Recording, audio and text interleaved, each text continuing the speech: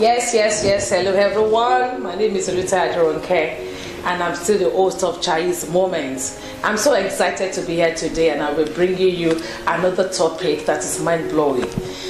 As you know, that we have tradition, we have culture in Nigeria, in Yoruba land especially, and other parts of the country.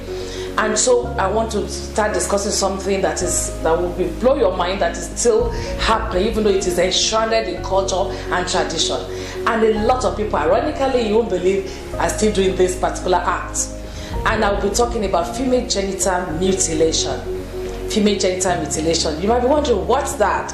Well, in Yoruba land, they call it abedida for bobirin. Some people call it female genital cutting. In some communities, they call it female genital circumcision. Female, not the male. You know, it is normal for male to be circumcised after 8 days, but it is very abnormal to circumcise a female, a girl or a woman. And so every February 6th of every year we celebrate, the zero tolerance of female genital mutilation every February 6th. And this year also we have what we call International Day of Zero Tolerance on Abandonment to FGM. And this year's theme is No Time for Global Inaction. Unite, fund, and act to end FGM. That is the theme for this year. And I just feel it's something I should bring up on my YouTube channel to also discuss and let a lot of people be aware that female genital mutilation is not it at all. It is not right for you to cut your female child, the girls especially. Let me say that Nigeria is one of the 18 countries globally that is still, practicing this act. And of course, it's more prevalent in Southeast and Southwest local government and the Southwest zone or region of Nigeria. And so, we have been working in several places talking about ending female genital mutilation. Now, you might be asking me a question, what is female genital mutilation? Female genital mutilation is any procedure or all procedure that we carry out on the genitalia of the female child without any medical reasons. In other words, there's no reason for you to cut that child. God created man and a woman, and He created them and put their sexuality there for both the man and the woman. And if you look at female genital mutilation, it is not something that we should do. Like I said, it is enshrouded in tradition and culture. A lot of people even believe that it is linked to religion. We've been able to establish the fact that no, it is not. Because we work with a lot of religious leaders, Muslim, Christian, even traditionalists. And they've been able to establish the fact that it is not, in any, the Bible, Quran, or even whatever it is that we're using. Also be able to reach out to a lot of traditional rulers to also talk to them and ensure that they denounce, female genital mutilation from tradition. Now, but before I go on, I'm sure some of you will be wondering, okay, should I not cut my girl? Why will I cut my girl? Well, let me say that I've explained that female genital mutilation is enshrouded in tradition and cultural practices. I want to tell you 3 things that you have to know first before, I go on. Number 1 is the fact that female genital mutilation is a violation of rights against girls and women's rights. You are violating their right. You don't have any right to touch or to tamper with their sexuality. Number 2 is the fact that it has a great, consequences, because it's harmful traditional practices, and so it has a great consequences. And the 3rd one you need to know is the fact that it does not have any benefit, not at all. You might be wondering, not at all. Now, before I go on and I talked about the types of female genital mutilation that we have different types. Some of you might be wondering, why are we cutting the male? Let me just quickly say this. There's a difference between male circumcision and female circumcision. For the male, if you don't cut a boy or a male child, what the Bible says, or as it's also in the Quran that we know, is the fact that you must remove the foreskin on the penis of the boy at the 8th day. It's like a covenant that God cut with Abraham to establish it, because we are related with the religious leaders, and they're able to establish the fact that it is not in the Bible, the Quran. Even the traditionalists has been able to bring it out to say that it is not in whatever they believe in. Also the same with traditional rulers. Also, we're able to, especially the fact that, of course, we know that it's shrouded in tradition and the fact that, you know, they have been doing it, we don't want them to do it anymore. And so we've gotten to a stage whereby we're telling them to denounce female genital mutilation. Having said that, what are the types of female genital mutilation that we have? Don't forget that I said that you should know that we have types of female genital mutilation, and we have actually 4 of them. Before I go on into the types, I'd like you to please like and share my video. I'd like you to also to click on the notification bell button to actually know when I release another video, and to subscribe to my YouTube channel. That is the only way we can grow this channel together. Alright, thank you. So back to the types of female genital mutilation that we have 4. Like I said, number 1 thing, the first point is we call it clitoridectomy. And you might go, that's a big language. But no, it has to do with clitoris, because where the cut is actually the clitoris of the female. But the first one is a removal that part, or the total removal of the clitoris. That your Bible call it ido. That's what they cut off. And when they cut it off, of course, or they even remove the prepuce, that is the first skin that covers, you know, the clitoris. They even remove it. That's the first one. The second one, we call it excision. Excision is more broad because they go beyond just removal of the clitoris. They even actually remove part of the clitoris, or total, you know, removal of the clitoris. They can even remove the labia minora or majora. That is, the Yoruba call it awekini, awekeji. In Yoruba, they will take it off, they will scrape it off. And we have the third one, we call it infibulation. That one is also going far, because under that one, they will remove, you know, the clitoris, the foreskin, they will remove the labia minora, the labia majora. That is awekini, awekeji. And they will carry needle and thread, and they will sew it up. They actually kind of reshaping the shape of that place. Can you beat that? Can you imagine? I want you to start imagining the way that girl will feel. And let me say something, that when they do this, they don't even give them anesthesia, no painkiller, they just cut it. And the other one, the fourth one, is the fact that we call it others. We can only categorize it under others, because there's so many things we do under that one that we don't even know how to categorize them.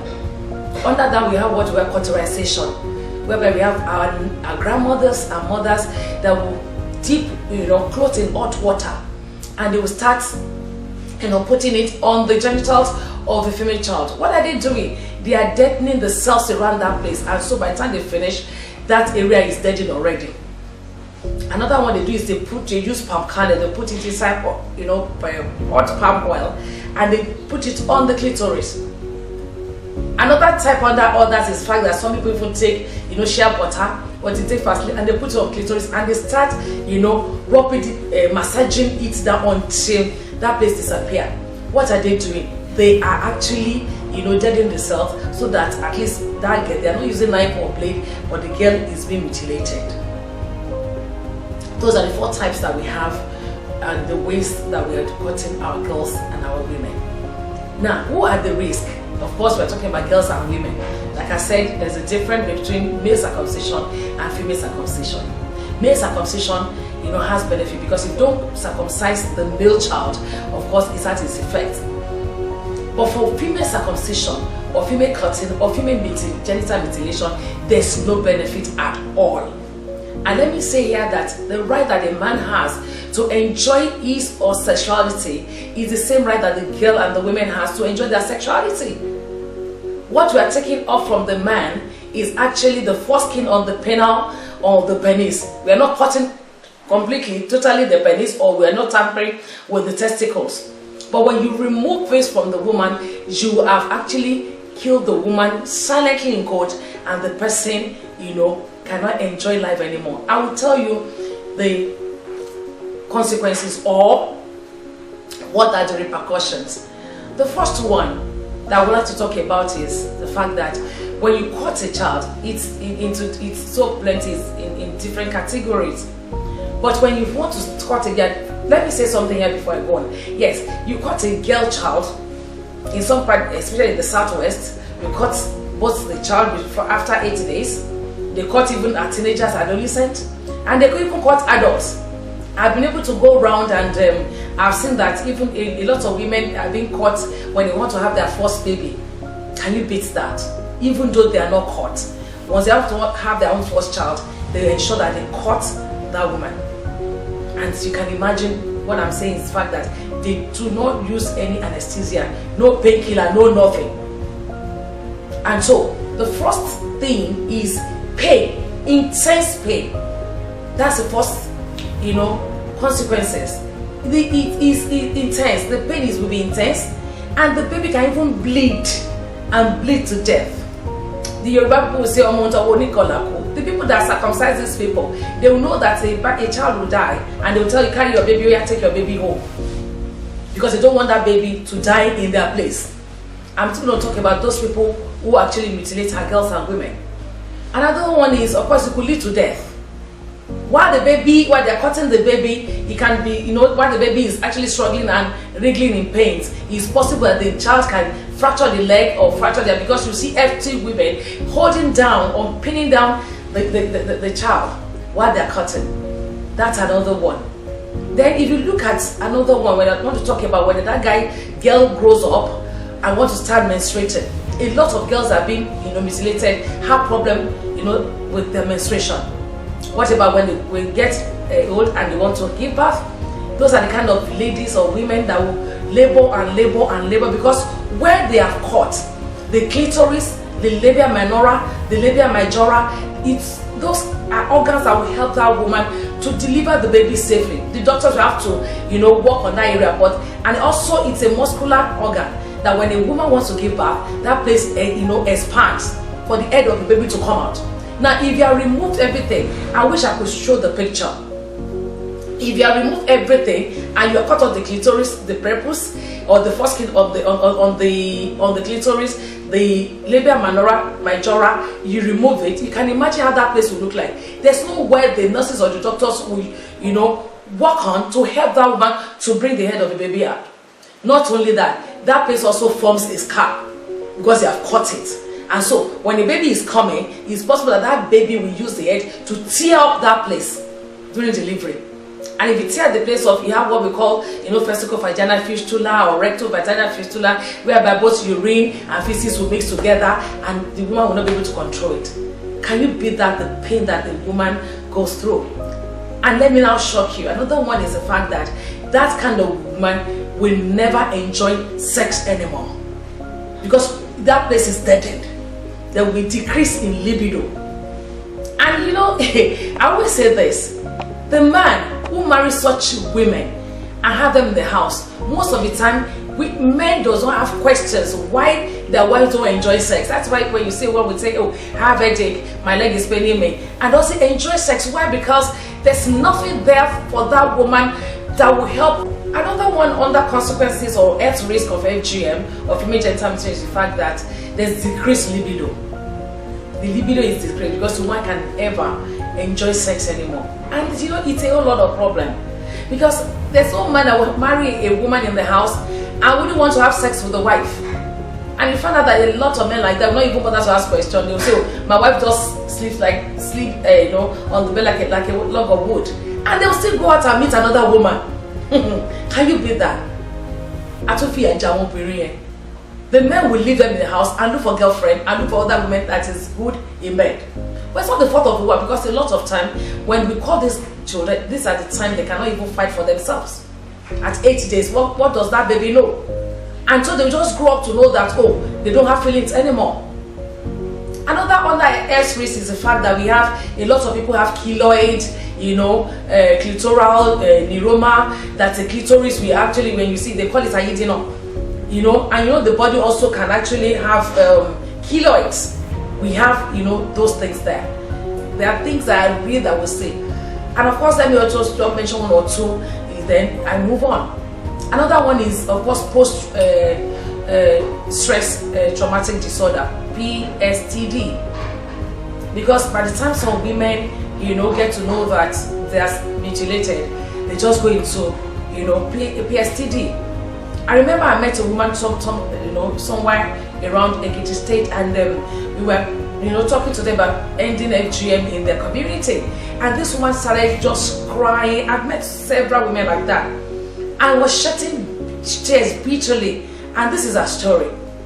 She came from a place where they don't cut the girls and married them in a community where they cut the women. And so during her first birth, she wanted to deliver her first child. They've agreed with the people there in the hospital to cut that woman. So while she was going through the pain of delivery, she was also going through the cut that. So you can imagine the two pains. And when that woman opened the wrapper and I saw what was under, it was quite pathetic. Another one is, of course, low self-esteem. You can imagine a woman who have, a clitoral neuroma, or has a keloid, or has other, health risk that comes as a result of complication from female genital mutilation. How will that woman feel? In fact, some women can even open their body for a man to see because of the effect of female genital mutilation. Who are the people that cut our girls and women? Who are those people?